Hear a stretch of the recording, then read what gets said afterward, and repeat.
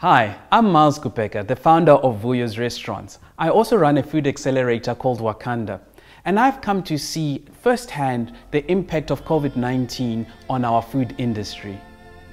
So one of the things we really need to consider is the fact that restaurateurs are essentially small, medium enterprises. Even the ones that are franchised and belong to big chains, they're essentially run by small businesses. If they struggle through this time and close their businesses, that not only has an impact on the economy, but it has a huge impact on food security.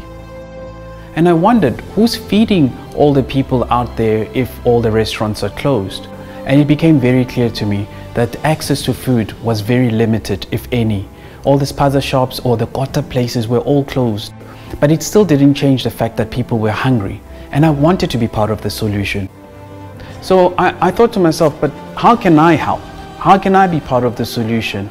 And before I knew it, I was essentially had applied for an essential services license. My team and I at Wakanda, all the other entrepreneurs, essentially rolled up our sleeves and said, you know what, we're going to be part of the solution. And before we knew it, we were feeding over 200 kids per day.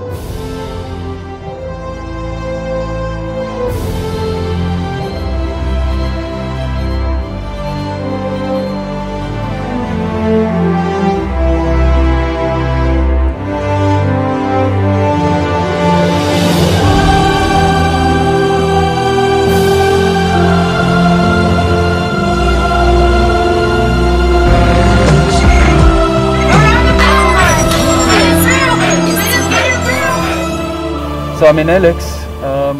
Today we're busy feeding kids who are supposed to be at school but are not due to the COVID-19 situation, and the schools are closed. So what's happened is that most of these kids were getting their food nutrition at school through the Department of Education's feeding scheme. And obviously now that's been put on hold, so most of these kids are starving during the day.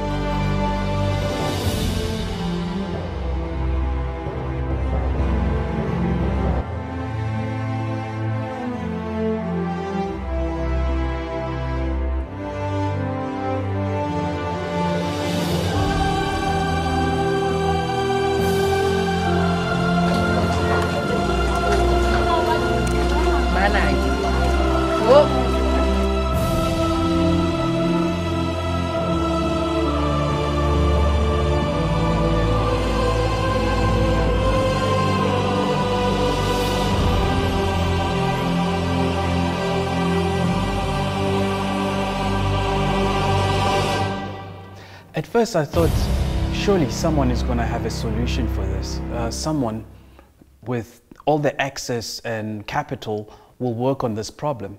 And the more I said, the more I realized that no one was going to come up with the solution. All the solutions that I was seeing, at least on all the Zoom calls and Skype calls I was sitting on, was always top down.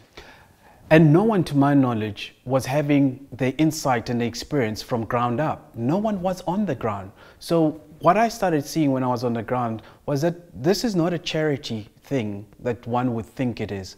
This is about access. There's a lot of people who currently don't have access to food. It's not because they are poor. Sure, most of them are poorly paid, but for the most part, most of these guys were working piece jobs and basically doing whatever it took every day to raise enough money to feed themselves. But because of the lockdown, that now meant people A, couldn't work, but more importantly, didn't have enough money to buy the food in the evenings.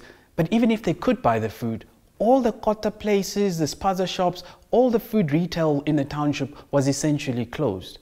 And one of the reasons why most of these places were closed, it was actually an unintended consequence of a top-down systems failure. What happened was, when the lockdown hit, there was a blanket term of saying retailers shouldn't operate unless you're essential services.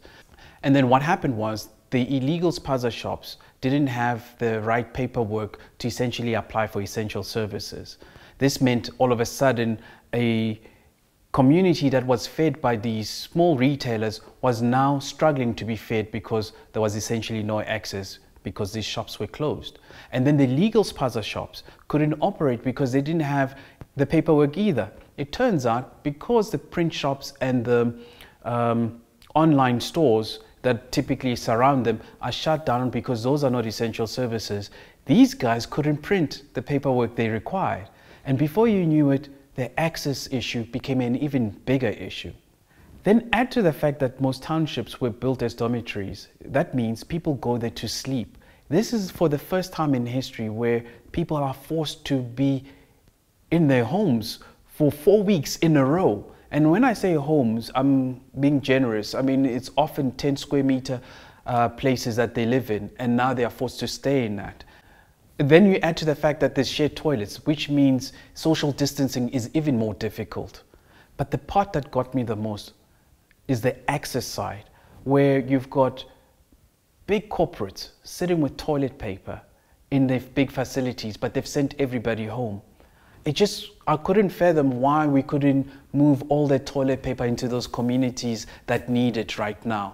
One of the most interesting things I've come to discover as I've been on the ground is that the biggest challenge has been access versus excess. So there's people who've got great access of things. So there's a lot of restaurants, for example, that closed just before COVID or the shutdown happened.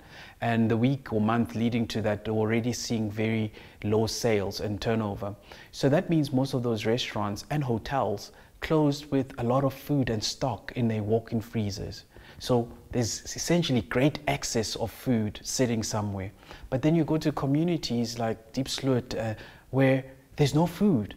So how do you mirror the great access on this side and the lack of access from this side, and making sure that we could take that food, essentially cook it and give it to the people in need?